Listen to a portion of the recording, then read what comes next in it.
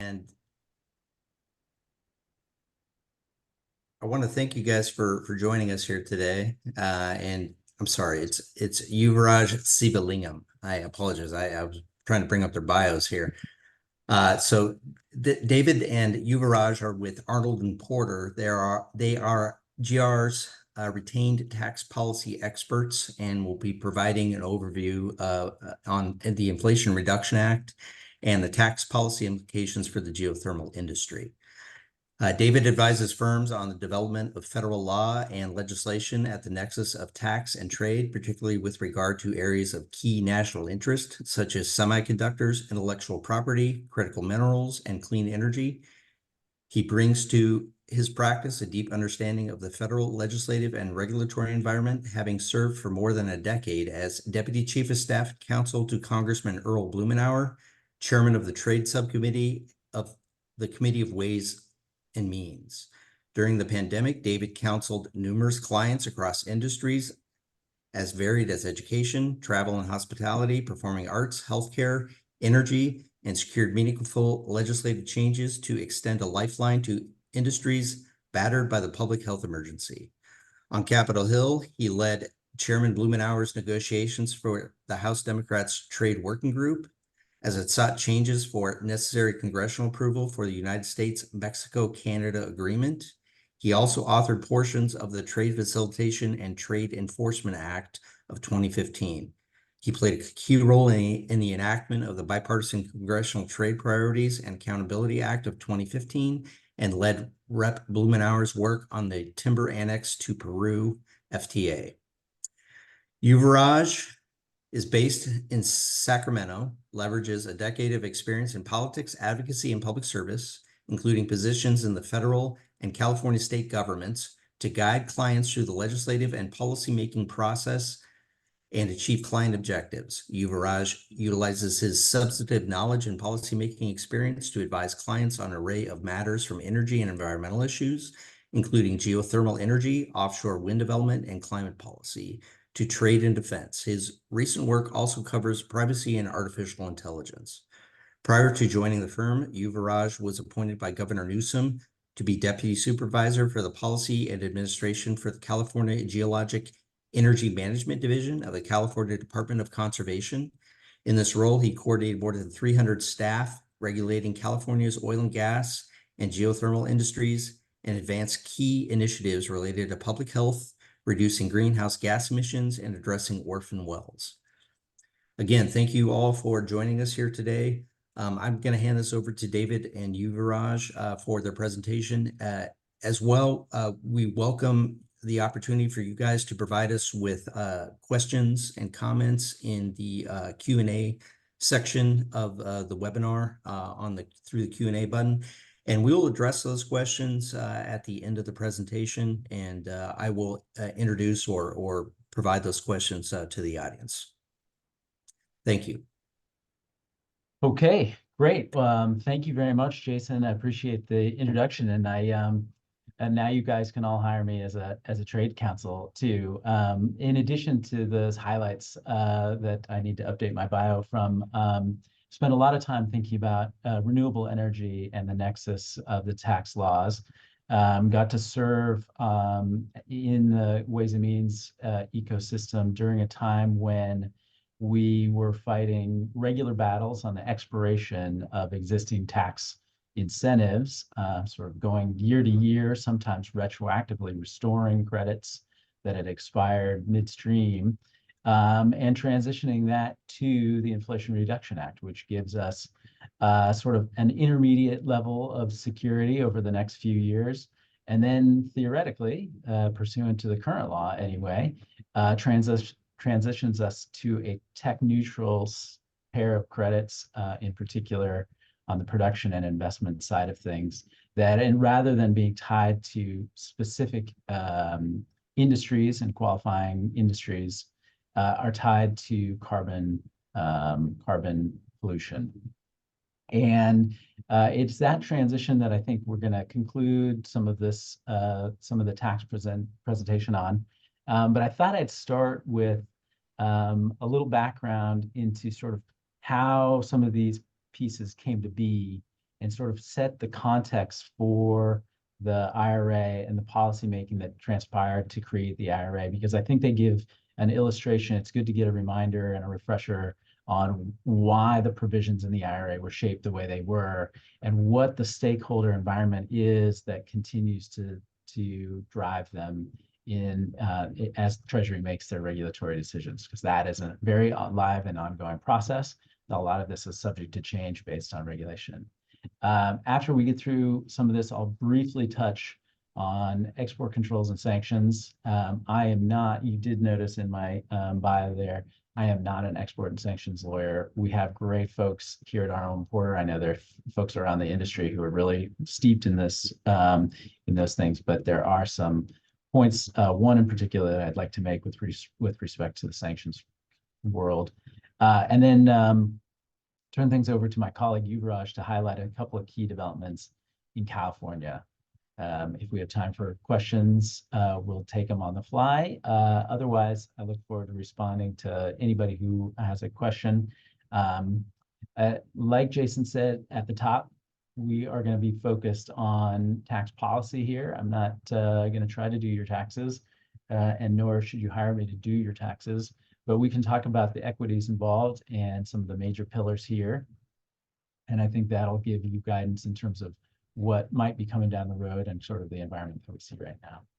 So turning here to our first slide, key point. And this I steal from a friend and a mentor here in DC, teaches at Georgetown Law, among other places, other professional endeavors. But he makes the key point that the United States, no matter what anybody says, has no true energy policy. We have a hybrid of environmental policies and tax policies, and the combination of the two provides us with some degree of an energy policy. This shows with the IRA. This is a tax bill. This is essentially a tax subsidy bill to the order of hundreds of billions of dollars, with clear ramifications for energy policy and clear direction for energy policy. But it wasn't really designed with sort of energy committees of jurisdiction in mind necessarily. It was designed from the tax incentive side of things. So rather than shaping things with pluses and minuses, we're shaping things with tax incentives. And then your absence of tax incentives would be the biggest negative. When you're thinking about tax, it's always good to start somewhere near the beginning with Adam Smith. Four key tax policy principles: fairness, certainty, convenience, and efficiency. And I think we can all agree that driving energy policy through the lens of the tax code results in limited equities in these. Particularly here, when what we're really talking about is climate policy. Okay, stepping back a second. Prior to the IRA, geothermal did have a 10% investment tax credit under Section 48 of the tax code.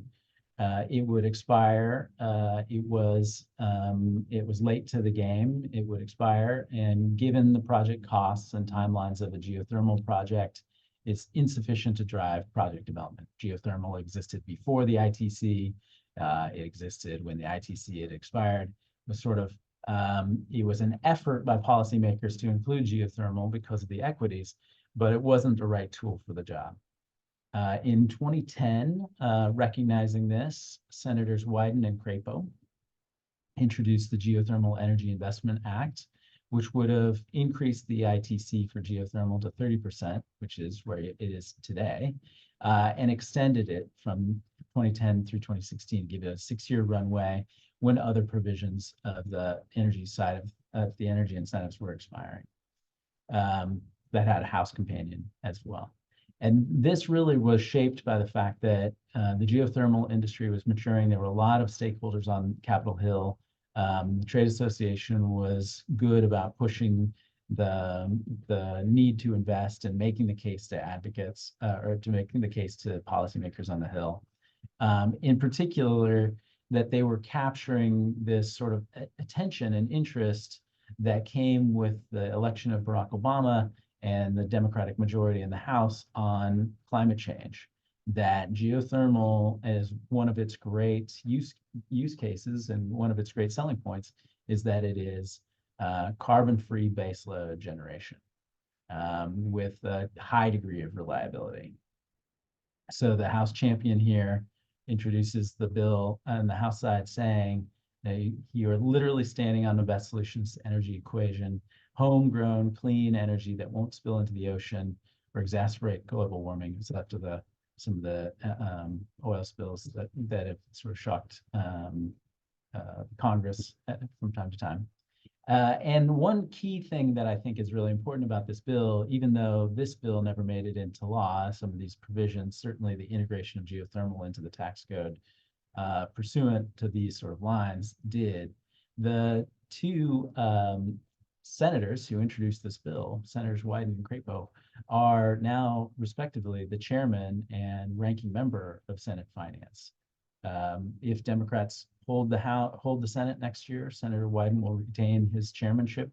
If Republicans take the Senate, as seems likely, Senator Crapo will become chairman. And so geothermal should feel confident that it has the ear of key policymakers on one of the most important committees, certainly the most important committee in the Senate with respect to tax policy, and not be shy about asking for things that the industry needs. Okay, so that was the precursor. It was frustration that we had a short runway. It wasn't rich enough to really do the hard work of financing these long-term expensive projects, but it was recognized for its climate potential. In the lead up to the IRA, like in 2010 in some respects, but even more pronounced, the Democratic field centered climate change in particularly this sort of concept of a just transition on an energy transition in a way that had never been seen in national politics before. And I put this photograph here. I don't know if people recognize him. This is the current governor of Washington, former Congressman Jay Inslee. And Jay really did yeoman's work in helping create the context for comprehensive climate plans for each of the candidates. It was totally unique in the sense that every major Democratic candidate had a significant climate plan. They were sensitized to the needs of reducing carbon pollution, and they were also sensitized to the needs of integrating diverse stakeholders into that transition. So I sort of frame it as a coalition of environmental, labor, and environmental justice voters. And these voters and these underlying plans got swept up into the Biden transition plans, into the Biden year one budget, into the Biden asks of Congress, and ultimately into the Build Back Better Act, the Green New Deal Act, the Build Back Better Act, the precursors that passed the House, and then ultimately into the Inflation Reduction Act. And I highlight this because it demonstrates this sort of comprehensive engagement with climate and energy transition concepts across the field of Democratic candidates. And B, the stakeholders who were engaged in the policymaking process were ones that weren't historically reflected in the tax incentive structure.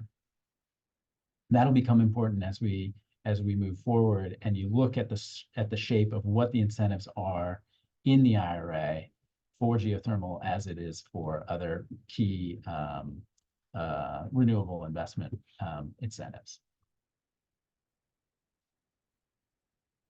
So here we are. The Inflation Reduction Act passes the House, floats around in the Senate for a year, is subject to intense scrutiny and negotiation between the Biden administration, the Schumer office, the Finance Committee staff, Kirsten Sinema, Senator Sinema, and Senator Joe Manchin, ultimately shaping and tweaking the provisions into the bill that passed the Senate, and then ultimately passed the House for the president's signature. Narrow passage, not a lot of room to negotiate. A lot of the negotiations, particularly the last 8 or 9 months of negotiation. If you remember, Joe Manchin went on Fox News and famously declared the bill dead before it was resuscitated by some negotiations by Chuck Schumer. Most of that negotiating was done in secret. Very few stakeholders engaged, very closely kept secrets. You had to be very much part of the inner circle of the stakeholders who were trusted by either side to be a party to them. But they knew they had to sell it to their broader base. Ultimately, there are 2 provisions here that I'm going to center our conversation on. And they are the ones that have a through line from essentially from 1992, when 45 was first put into the code, to the present day, where geothermal benefits from these 2 core tax credit programs: the production tax credit, where you generate credits as you produce power, and the investment tax credit, where you generate credits based on the installation of qualifying equipment. Because of the backstory here on the IRA, there were a couple other bells and whistles that got added to it, particularly a couple bonuses for different types of elements of a project, and some credit monetization efforts, an effort to break away from some of the tax equity limitations that we've seen in the past, as well as widen the scope of who could be a beneficiary under a tax credit program. Obviously, it's useful maybe just to say out loud, but you don't benefit from a tax credit unless you have tax liability. And so if you want to make sure that a tax incentive is broadly adopted, you have to have a pool of taxpayers with tax liability in some way to actually benefit from the incentive that you're offering. So the credit monetization efforts allows for some of that. Okay, so let's take a little bit of a deeper dive into some of these provisions. All right, the production tax credit is sort of the grandfather of them all. If you ask anyone on Capitol Hill who the father of the production tax credit is, they will say Chuck Grassley, and senior Republican from Iowa, helped draft the initial production tax credit for wind energy back in '92. And wind energy remains the sort of iconic case for the PTC. When you say PTC, most frequently and the biggest user of these credits are utility scale wind installations. Geothermal, though, also is an eligible qualified resource as well under the PTC. So the general rule, the production tax credit is 0.3 cents per kilowatt hour produced by the taxpayer. The rate is inflation adjusted and rounded to the nearest 0.05 cents. Right now it's at about 0.6. And this credit is increased by 5 if, and this is new under the IRA. Before, there was the straight production tax credit that was somewhat higher than 0.3 cents per kilowatt hour. But it wasn't adjusted based on prevailing wage and apprenticeship rules or anything like that. It was just a flat, whatever the fee was, inflation adjusted. Now the credit is, now the credit is increased by 5 if the facility claiming the credit meets prevailing wage and apprenticeship rules. And these rules are effectively Davis-Bacon rules, as well as a requirement that you meet a certain number of your hours of construction and maintenance be done by qualified apprenticeships. And this is an ongoing regulatory effort at Treasury. I know there are significant questions about the paper trail and the requirements for meeting your PWA rules. A lot of that is being sorted out at Treasury right now. Industry groups are working on these issues. So you can take a look at some of the comment letters to see where some of the equities lie right now. This production must be from a qualified resource. So if you scan down section 45, you'll see a long list of qualified resources. One of them being geothermal deposits. And they cite to depreciation rule section 613 for the definition that they incorporate into the PTC. A geothermal reservoir consisting of natural heat stored in rocks or an aqueous liquid or vapor, where they're not pressurized. They have a few other odds and ends, but it also worth noting, not to any geothermal deposits located outside the United States or possessions. And that is true across the board in your tax incentive programs, with limited exceptions. It is for US activities. And must be from a qualified facility for the 10-year period after it's placed in service, so long as construction begins before January 1st, 2025, a key date. So the production tax credit you can think of as extending forward in time for 10 years. And that has been really useful in defending the production tax credit against efforts to curtail tax incentives in years past. You can see that as you move forward, as you start construction and qualify for your PTC, and you start to count out your prospective 10 years of benefits, you're financing your deal on your prospective 10 years of benefits. If the Congress comes in between there and modifies those rules, curtails or shortens those rules, it is almost as if they have engaged in a retroactive tax increase on these taxpayers, and policymakers on both sides of the aisle have been very reluctant to do those types of changes, which has preserved a lot of the PTC for many years. However, in the lead up to the IRA, the PATH Act and others, one of the challenges was always in getting this certainty, as efforts were often made to curtail the duration of these incentives.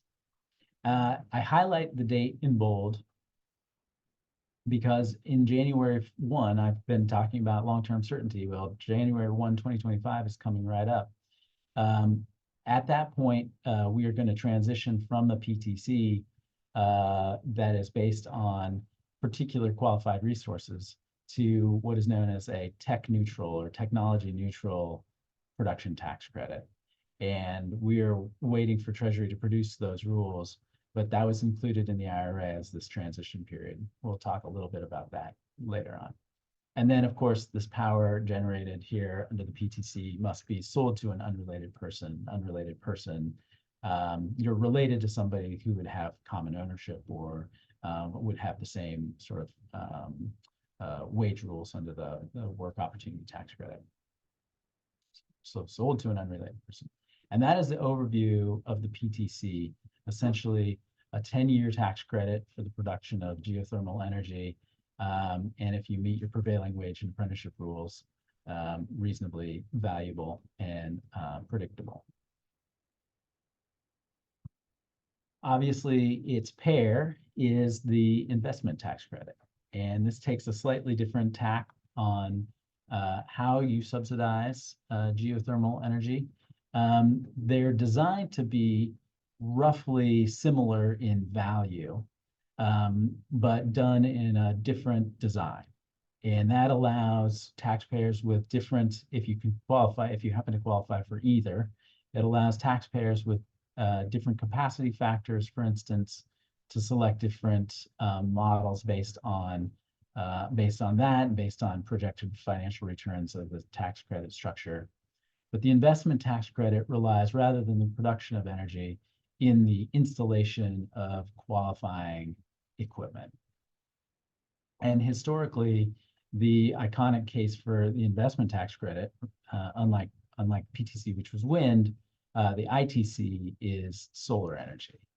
And the solar ITC, despite solar's long run as a generating resource in the United States, Carter administration famously had panels on the rooftop at the White House. The solar ITC has been part of the tax code as part of Section 48 since the Environment Policy Act of 2005, or EPACT 05. Geothermal also benefits from the investment tax credit. So the general rule here, whereas before the IRA was enacted, it was a 30% credit. The general rule here is that the ITC is worth 6% of your basis in qualifying equipment placed in service during the taxable year. And this credit is similar to the PTC, increased by 5-fold if the facility meets the PWA rules. The qualified resource or qualifying equipment, I'll change that typo, but the qualifying equipment is the equipment used to produce, distribute, or use energy derived from a geothermal deposit, and they cite to the same 613 definition that we saw under the PTC, but only up to and not including the electrical transmission stage. And this has been, an often, closely watched seam of where does your equipment for your facility stop and where does your equipment for your transmission start. Credit is increased 5 times if you meet the PWA rules, and so long as construction begins again January 1. And this, like the production tax credit, the investment tax credit is similarly transitioning to a technology neutral investment tax credit under Section 48E. Okay. So fairly similar, even if it's different structure. There are a couple of new provisions that the Inflation Reduction Act added to Section 48 and Section 45 to encourage certain types of energy deployment. One is an additional 10% bonus for projects in energy communities. And an energy community is a brownfield, a fossil fuel employment dependent region, or a coal or coal-fired generating unit retirement area. And these definitions, I think, hark back, obviously, to the coalition that ultimately helped elect President Biden and were very prominent in the development of the environmental justice transition concepts that underpin the Inflation Reduction Act. And so it's no secret that we have provisions like prevailing wage into the tax code, which was a matter of quite a bit of debate when it was introduced in House and Senate tax policy circles. And now additional incentives for what are clearly communities that are intended to be transitional communities, right? Where you are moving from a fossil fuel-based economy to a renewables-based economy and trying to make that real, has the added benefit, of course, of roping in a number of voters in West Virginia and Arizona. But that's certainly not the only, it's not just raw politics. It is, I think, more a product of the underlying coalition that helped put these changes into the tax code. These, under the current guidance here, and I list the link there under to the IRS link, it's important to establish your qualification under the energy communities guidance at the outset. That'll lock you in for the duration of your tax credit. You theoretically could change, the site or the region where your project is located could fall in and out over the course of the project's life or the credits, the relevant credit period. And so you want to do it at the beginning so that you don't subject your credits to undue risk going forward. They have a fairly broad definition of fossil fuel sector. So they made some changes recently. They added different metropolitan statistical areas under 2. They added additional fossil fuel sectors under 2 as well, and expanded the realm of types of jobs that are being counted here. So it's important to keep those maps current and to review those as you're moving forward on a project basis. Another key adder here is domestic content. So as I mentioned, in the same way that we have the environmental community, environmental justice, and the just transition kind of community, we also have the labor community represented. And in addition to Davis-Bacon being added to the tax code, there's also a bonus here for the use of domestic content. And this isn't just a narrow labor play. It also sort of fits within this broader national security strategy that is reflected in the growing concerns about U.S.-China economic relationship. And one of the burning examples that is often cited in the U.S.-China relationship is the relationship between U.S. production of solar and Chinese production of solar. And we've seen lots of trade cases about this. We've had lots of ink spilled about this on Capitol Hill and in policymaking circles. But the short end of the story is that though the U.S. was a leader at one point in solar production and technology, it lost that industry to the Chinese and is working very hard to bring it back. There's some fantastic companies and some great stories and headlines. But this domestic content is also designed to shore up the domestic manufacturing aspects of the energy transition. And there's a couple other provisions. I'll highlight one other that's of some utility in this space that reflects these interests as well. But essentially importing sort of Buy America rules into the tax code here, ensuring that in order to get the credit, that all of the iron and steel and 40% of the manufactured products, including in the facility, are produced in the United States. And of course, there are complex rules relating to these.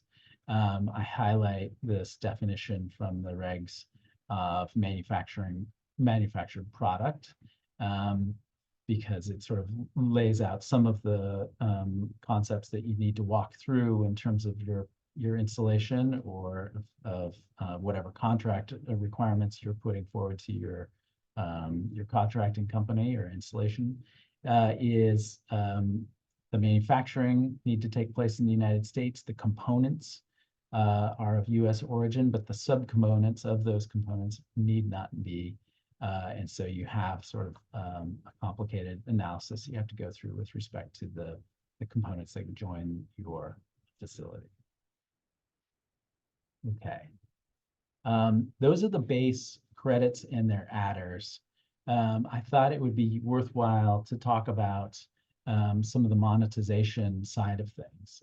It's a little bit different because we're not talking about additional credits here, but we're talking about conceivably the value of those credits and some problems that the tax writers were confronting in the IRA and had worried about prior to the IRA, as well as the sort of challenge that I remarked on at the outset, where, you know, to take advantage of a tax credit program, you need to have some tax appetite. And by default, that leaves out a wide swath of participants in the renewable energy market. So these provisions were added to try and deal with those challenges. The first, in section 6417, is known as basically shorthanded as direct pay. And effectively what this does is, rather than offer the relevant taxpayer or entity a tax credit, it provides a cash payment for the same value of that credit. to such applicable entities. And so if, in 2005, if your local government was installing renewables, it would be doing so without the assistance of a federal tax credit because no tax liability. But in 2025, your state, that same entity making that same investment could qualify for 30% of its cash to be returned to it for whatever qualifying equipment it was installing. And it's not just state and local governments, it was extended to tribal nations and Alaska Native corporations, as well as nonprofit organizations, the TVA, and rural electric co-ops. So it was really trying to reach out to stakeholders that weren't always part of the normal tax calculus and encourage the same energy transformation that was taking place in big utilities as it was in those entities as well. Oftentimes, rural electric co-ops would be slow to adopt new technologies, more resource constrained.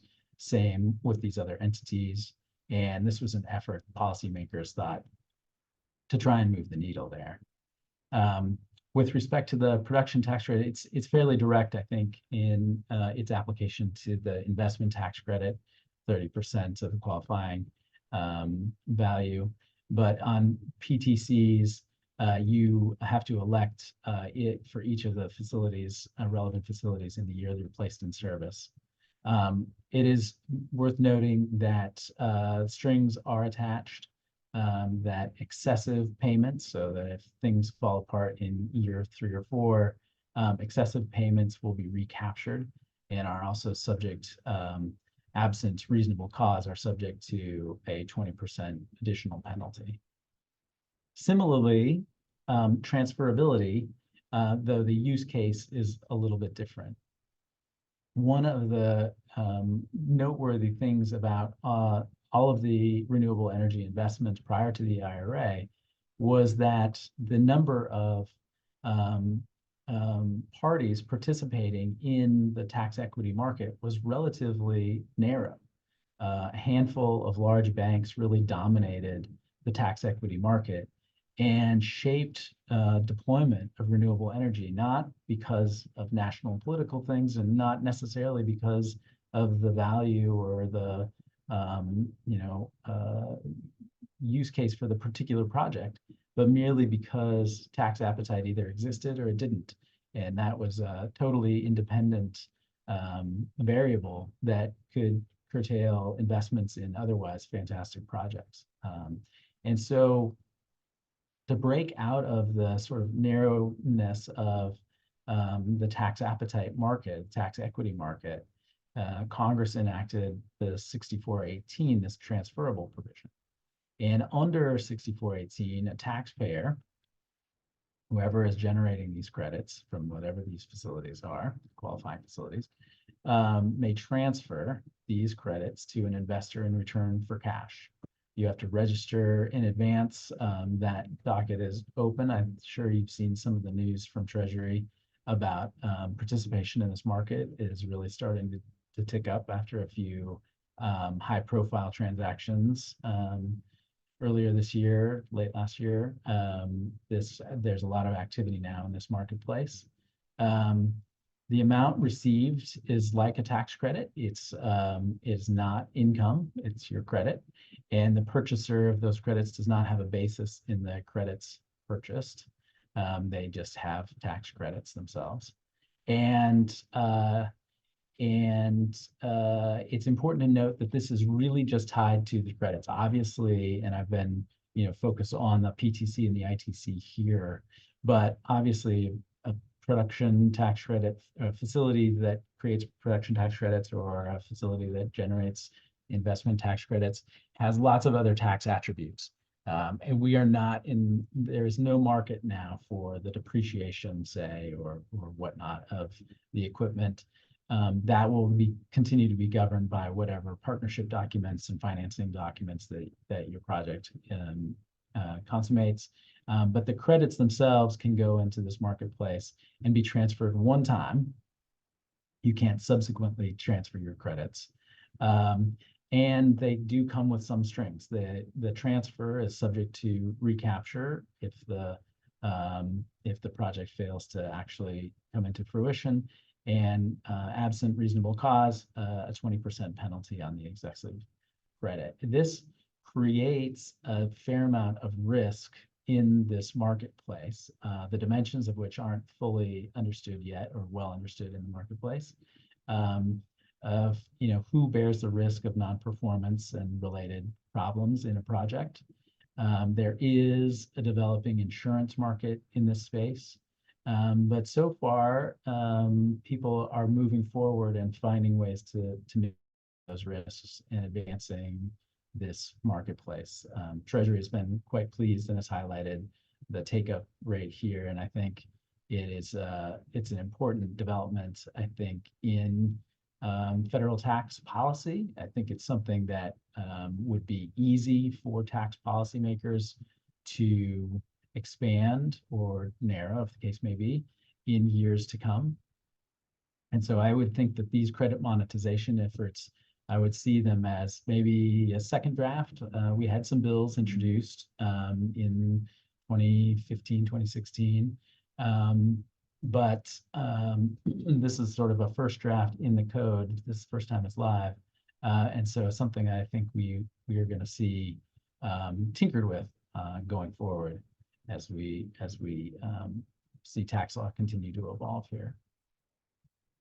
Okay, one of those areas I'll get to in a minute. Before we go too far down the road on statutory risks, we do have regulatory risks. So all of these provisions, all of these IRA changes, many of them have been subject to rulemakings that Treasury, as IRS and Treasury, are producing notices and guidance and appropriate regulation. There are still a large number of open dockets at Treasury. I highlight only a couple here that might be relevant for your work, but a number in electric vehicles, others, and regulatory efforts that have yet to begin, particularly those with respect to the tech-neutral tax credits that I highlighted. These rules, unless they are finalized soon, these rules are at risk of Congressional Review Act resolutions. Under the Congressional Review Act, Congress can enact a resolution of disapproval and strike down the rule as if it were never promulgated, and furthermore bar the agency from promulgating similar rule.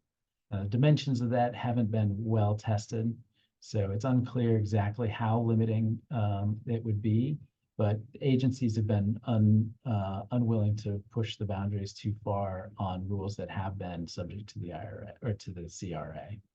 We anticipate, given that there's sort of a sliding scale based on the number of days left in the legislative year, we anticipate that the CRA deadline would be sometime in mid-May, meaning that Treasury would like to finalize as many of their rules as they could by, say, mid-May, May 15th, in order to guard against a CRA that would be germane in the first half of the next Congress. And that's really what we're looking at. Obviously, a Congressional Review Act notice a resolution of disapproval is unlikely to be enacted while the Democrats control the Senate and while the president is Democrat, Joe Biden. But should the House stay Republican, the Senate move to the Republicans, and Donald Trump be reelected, then a Congressional Review Act might be germane and might be something that would be very risky for some of these rules should they pursue it. Many of these changes, particularly in these areas, have been reasonably well supported on a bipartisan basis. We saw some initial efforts by House Republicans to target these rules in a markup that they had last June. That markup never proceeded past the committee, and in subsequent markups, they revised back the targeted tax credits that they were attempting to curtail, partly because they recognize that that revoking any of these credits could be seen as a tax increase on facilities and installations in their districts, or conceivably on a retroactive basis, as I highlighted with the production tax credit. In addition, a couple of key Republican members are from states where there's quite a lot of renewables deployment, say Iowa and other places like that, where it was going to be a non-starter to change those rules. But I would say that broadly speaking, IRA tax changes and tax incentives are at risk of partisan control, switches in partisan control. It seems that there are provisions, it's certainly a staple of Donald Trump's campaign trail speeches, other places where House Republican leadership has targeted these. So it's something to keep on your radar, even if it doesn't appear to be entirely imminent. There are a few other elements that are sort of tertiary to these main credits that do benefit geothermal or could benefit your supply chain. One of the provisions that is geared towards a resurgence in American manufacturing, particularly manufacturing in the renewable space or energy transition space, is known as Section 48C. And Section 48C is an interesting credit. It's unusual in the sense that it requires an application process to both Department of Energy and the Department of Treasury. And that should a taxpayer be successful in the application process, the Secretary of Treasury allocates a number of tax credits to that applicant for the purposes of their application. These are essentially the creation or re-equipping or revitalization of manufacturing facilities for certain renewable energy and related technologies. Geothermal is one of those. So conceivably a facility to develop or to manufacture geothermal equipment could be eligible to be awarded an allocation of tax credit. I'm not aware that any such specific facility has been awarded credits, but it is a potential opportunity, and other sort of quasi-dual use technologies could be included in a 48C application. Okay, getting towards the end of my presentation, I'll turn things over to Yuvaraj here in one moment. But I wanted to highlight a couple of key dates. In the PTC and ITC slides, I highlighted January 1st, when we transition to a tech-neutral tax credit, 45Y for the PTC and 48E for the ITC. I highlight a couple of things on the second bullet about Congress never liking picking winners and losers. Of course, that is only true if you don't like the slate that's in front of you. Chuck Grassley, senator from Iowa, senior senator from Iowa, has always considered himself to be the father of wind energy and has always protected the wind energy PTC. I think this is rhetoric, but it is rhetoric that was powerful enough to sort of move Congress away from specified qualified resources or qualified facilities and move towards this sort of concept where it's not about whatever the technology is that produces the energy, it's about the carbon footprint of the production of that energy. And so the requirement is that the electricity be produced from a qualified facility that has a greenhouse gas emission rate anticipated to be not greater than 0. It retains the five-fold bonus for prevailing wage and apprenticeship rules. Similarly, domestic content and energy communities incentives. To achieve your greenhouse gas emission rate, you can sequester carbon also under 45Q.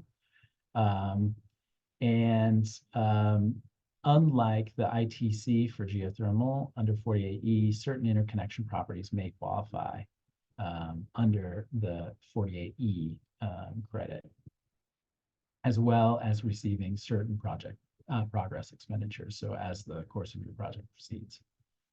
These credits themselves phase out if the power sector in the United States reduces its carbon pollution. Otherwise, December 31st, 2031, I believe, they phase out. So that is a big date. These regs are being developed at Treasury right now. This debate is going on about how these should be structured. So if you have thoughts and concerns, Treasury is all ears right now. Another key date for you to keep in mind is this one, 365 days later, on December 31st, all of the individual estate and gift tax provisions of the tax cuts created under the Tax Cuts and Jobs Act expire. This isn't directly an energy of concern to the energy community, other than with trillions of dollars on the table, highly likely to see changes in the corporate rate as well. It is quite likely that there's changes that will be made to the PTC, ITC, and related energy provisions that should be of interest to the geothermal community, as well as anybody else who has equities in this space. Kevin Brady, who was there for passage of the Tax Cuts and Jobs Act, calls it the Super Bowl of tax. That makes it sound more fun than it really will be. But you should be considering what the opportunities are out in front of you. And I said at the outset that I'd talk a little bit about sanctions and export controls. One thing that I think is vital that your organization do is consider conducting a sanctions risk assessment. Not only is there great risks in engaging in economies that are under embargoes or are sanctioned. Many international financial institutions are similarly designated, and you don't want to be doing business with anybody on the SDN list. It even affects work if you engage, even if you're in the United States and you're engaging with a foreign national. That transaction can be considered an export for purposes of export controls. So it's really important to take a look at what the supply chain is here, where your equipment is going, who your counterparties are, and running through a sanctions risk assessment will help you do that. OFAC has a lot of resources over at its website on Treasury. This one provides a good overview of some of those themes.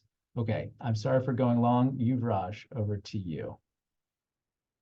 Thank you, David. I know we're limited on time. I want to get to your questions, so I'll keep this brief. David, you can go to the next slide.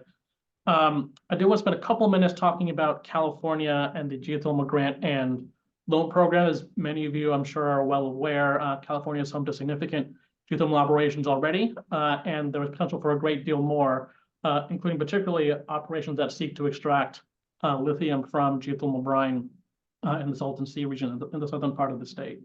The state is eager to see this development take place, and a key tool available to promote that activity is a geothermal grant and loan program run by the California Energy Commission. And I especially want to talk about this today because the solicitations take place every 4 to 5 years, and it just so happened the most recent solicitation just opened last month. So the opportunity is now for those that are interested. So what is the program? The objective is to promote and maintain the development of California geothermal resources, extraction of minerals, geothermal brines, and related activities to support the state's energy and climate goals. As I mentioned, solicitations are typically every 4 to 5 years. And eligible entities, which include both private entities as well as local jurisdictions and Native American tribes, can qualify for this program for a wide variety of geothermal-related projects, including geothermal technology demonstrations, R&D, for example, resource assessment, exploration and development, local and regional planning, and impact mitigation projects as well. And David, go to the next slide, please. And history is very quickly, it's been around for more than 40 years. And in that time, about $60 million in total has been awarded to over 150 projects. And Dave, let's go to the next one. Thank you.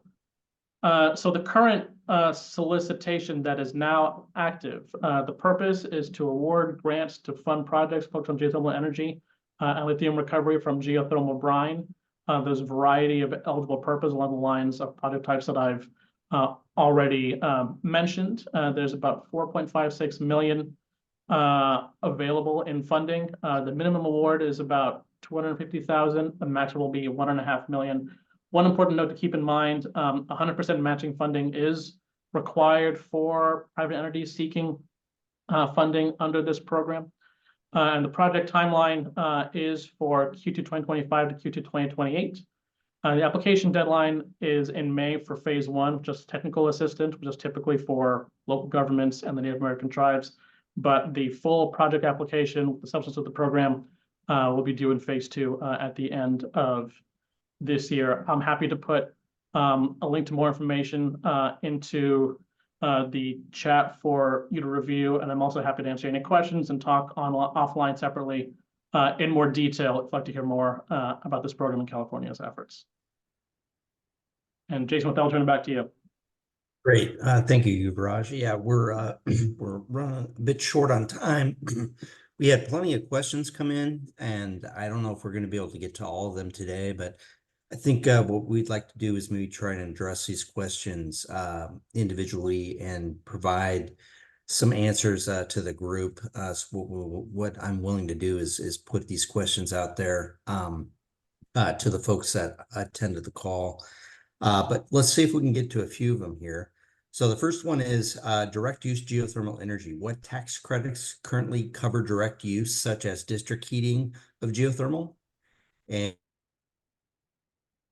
And a follow-up question is transit tax credits. If a company operating a geothermal plant decides to leverage electricity PTCs, can they access the credit upfront? Let's see. Direct use, I'd probably want to reflect on that a little bit in terms of understanding the paradigm of the technologies and sort of where that fits in qualifying in the tax rules themselves. In terms of accessing the cash upfront, the ITC credit monetization rules should allow for a reasonably quick turnaround depending on the type of taxpayer you are, whether you fall under a direct pay or a transferability rule, or if you're just working across the traditional tax equity markets, that financing should be available to you in depending on the quality of the project and so forth. Yeah, let's see if we can get one more question in here. Can you share some examples of entities who are buying the ITCs? Sure. Yeah, there's a pretty wide variety of companies that are buying the ITCs under the transferability provisions. For instance, I think a prominent case was large U.S. domestic manufacturer who had significant tax. I'm trying to avoid disclosing various names here. Who had significant tax liabilities, but was not a normal player in the tax equity market. They manufactured consumer goods here in the United States. Engaged in a several $100 million project to buy solar ITCs through this marketplace. At Treasury, there is a long listing. They just released their updated list of transactions, and you can see that at the Treasury website. Great. Well, I want to thank you both for your time here today, David and Yuvaraj. Really appreciate your expertise in this manner, and hopefully it's been helpful to Geothermal Rising membership and the general public at large. Wanted to also take a quick opportunity here to thank our Earth Energy visionaries, Berkshire Hathaway and Ever, as well as our geothermal champion member companies, Chevron, Calpine, Neighbors, Ormat, and SLB for helping make these webcasts possible. We definitely could not do these webcasts without your help and your support. Brian, I'll turn it over to you to wrap up. Sure. Hi, everyone. I'm Brian Schmidt, Geothermal Rising's librarian and industry analyst. And I too want to thank David and Yuvaraj for such an informative discussion. And thank all of you for joining us today. Have a great day. Thanks, everybody. Thanks, everybody. Bye.